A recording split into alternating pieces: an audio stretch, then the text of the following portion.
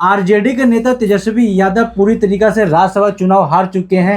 उन्होंने बीजेपी पे आरोप लगाया है कि बीजेपी वाले पावरफुल दिखाते हैं, पावर दिखाते हैं और धमका के जीत जाते हैं। आप इस पे क्या कहिएगा? कहीं ना कहीं उनका जो आरोप है बीजेपी के ऊपर कहीं ना कहीं सही है, क्योंकि बीजेपी हर एक चुनाव में ऐसा ही करती है। हर बार उन पे वोट चोरी का या और भी बहुत सारे एलिगेशंस लगते हैं कि हाँ वो ऐसा है वैसा। और वो आज देखने को भी मिल रहा है जिस तरह से जनता परेशान है बीजेपी सरकार से, और लोगों को खाने को तक के दिक्कत हो गई है, गैस नहीं मिल रहा है, पेट्रोल नहीं मिल रहा, बहुत सारी चीज़ें ऐसी दिक्कत हो रही है। तो कहीं ना कहीं आरोप भी सही है। और बीजेपी चूंकि जब शासन में है तो वो अपने आप को जीतने जिताने के लिए कुछ भी कर सकती है और करती भी है, हर कोई करता है। बट बीजेपी का एक करने का लेवल ही अलग होता है। तो जो आरोप लगा रहे हैं आरजेडी वाले को, उन्होंने वोट चोरी की है और अपना हथकंडा पूरा मतलब जोड़ दिया उसके अंदर के, चाहे जैसे भी हो मुझे करना ही है। और ये भी बात सही है कि बीजेपी के ही ज़्यादातर लीडर्स हैं हर एक जगह पे, चाहे विधायक हो, चाहे कोई और भी बहुत सारे लीडर्स हों, चाहे सांसद में हो, तो सारे बीजेपी के हैं। तो ऑब्वियसली सी बात थी कि बीजेपी को जीतना ही था। और वो बीजेपी बहुत खतरनाक और बहुत डिक्टेटर टाइप की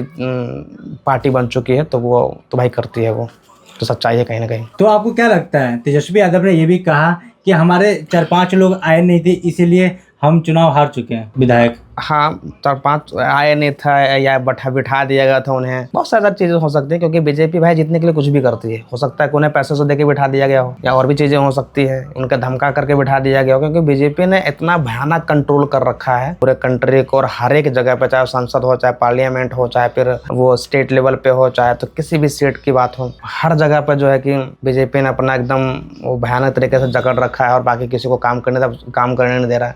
आप सोचो, जब दिल्ली के सीएम जो sitting prime minister sitting chief minister था, उसको उन लोगों ने जेल भेज दिया। तो फिर यहाँ पे ये वोट चोरी करना और ये राज्यसभा के में अपने बंदे को लाना, अपने सीट को जितवाना कौन सी बड़ी बात है ना? तो कहीं ना कहीं उनका आरोप ठीक है और दिखता भी वो चीज़। क्या आपको यह लगता है कि तेजस्वी यादव ने कहा है कि बीजेपी से हम हमेशा लड़ते रहेंगे, एक बार हम सफल जरूर होंगे? क्या भविष्य में कभी सफल हो पाएंगे? हर एक किसी भी चीज़ का जो होता है उसका अंत भी होता है।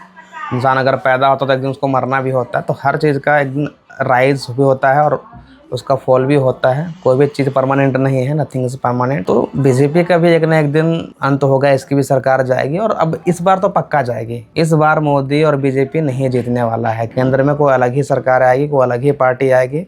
राहुल गांधी भी नहीं आएगी, कोई और ही आएगी। समझ रहे हैं? तो बस यही है कि अब ये कब होगा, कैसे होगा, या मोदी जी या फिर जो है बीजेपी है, कब तक जोर लगाएंगे, कितनी चोरी करेंगे वोटों की, या फिर क्या होगा, वो अलग बात और समय की बात है। बट हाँ, बहुत जल्द और एक ना एक दिन तो बीजेपी का भी एंड होना ही है। और बीजेपी की जो सरकार है वो केंद्र से हटेगी और देखना कहीं भी नहीं रहेगी वो एक टाइम पे। क्योंकि अब लोग जाग चुके हैं, सबको समझ आ चुका है कि कैसे खेल रही है सरकार उनके साथ, हमारे साथ, है ना? चाहे वो महंगाई को लेकर हो, चाहे वो कितने सारे जो इन्होंने मॉडल लॉन्च किए, बेटी बचाओ पढ़ाओ लिखाओ वो हो गया, या फिर डिजिटल इंडिया हो गया, बहुत सारे उन्होंने प्रोजेक्ट लाया।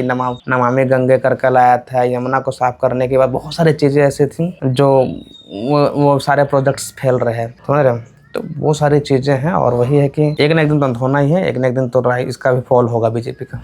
तो आपको क्या लगता है अगला सीएम बिहार का कौन होने वाला है? काहे कि नीतीश कुमार राज्यसभा चले गए। अब अगला सीएम देखो, कोई ना कोई तो बीजेपी से ही होगा। और राज्यसभा चले गए तो चले गए। बट अब उन्हीं के पार्टी से कोई ना कोई आएगा। वो एक क्या नाम था उनका है, निशांत कुमार भी वो स्ट्रॉन्ग कैंडिडेट दिख रहे हैं वो। और उनके अलावा चिराग पासवान हो सकते हैं। मैं तो कहता हूँ चिराग पासवान को बनाओ, एटलीस्ट बंदा पढ़ा लिखा तो है, भले तुम्हारे पार्टी में है तो शायद वो गठबंधन में है। तो लोग कह रहे हैं कि चिराग पासवान का टीम मजबूत हो जाएगा। तो सही है ना यार, वो देखो पढ़ा लिखा है वो है और वो सही है। अगर वो आएगा तो चीज़ों का होता क्या ना कि इंसान अभी तो लगता है कि हाँ मैं ऐसा करेंगे वैसा करेंगे। जब इंसान जब सत्ता में आता है, जब उस कुर्सी पर आकर बैठता है ना पढ़ा लिखा इंसान, तब उसको डर लगता है कि यार मैं इस टॉप पे हूँ, इस कुर्सी पे हूँ, इस कुर्सी की जिम्मेदारी मेरे पास है, तो मैं कुछ गलत ना करूँ। और ये वही लोग समझ सकते हैं जो पढ़े लिखे होते हैं, जिनके पास समझने की क्षमता होती है। तो बीजेपी में जितने भी कैंडिडेट्स हैं सारे तरह जो उनके अंदर सोचने समझने की क्षमता नहीं है, वो सिर्फ खाना खसोटना और लोगों को नोचना जानते हैं, लोगों से सिर्फ टैक्स वसूलना जानते हैं, उनके पैसे लूटना चाहते हैं कुल मिला के। बट जब पढ़ा लिखा व्यक्ति अगर एक कुर्सी पे बैठेगा तो वो सोचेगा, तो उसको जब जिम्मेदारी ख्याल तो सोचेगा कि नहीं यार मैं गलत नहीं कर सकता, मेरे साथ इतने सारे लोगों की जिम्मेदारी है, एक राज्य को संभालना है, तो कहीं ना कहीं वो सही करने की कोशिश करेगा। तो एकमात्र कैंडिडेट मुझे भी वही दिख रहा है, चिराग पासवान।